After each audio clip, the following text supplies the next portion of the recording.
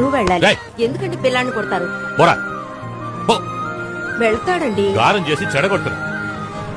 అమ్మా నాకు సైకిల్ కొనిస్తావమ్మా? రేయ్, ఎందుకు చదవకుండా ఊరు మీద తిరగడానిక? చెప్పు చిరిగిపోదు. ఏమండి? వద్దండి. నా మాట ఏమనుకుంటాడు వాడు? వద్దండి. ఆ? నేను పూజ మీద చేసి ఫ్రెండ్లీగా సపోర్ట్ చేసే తండ్రిలా ఉంటావు అనుకున్నా. నా కోసం ఏం చేసావని నువ్వు నీ బాబుని అడిగావు.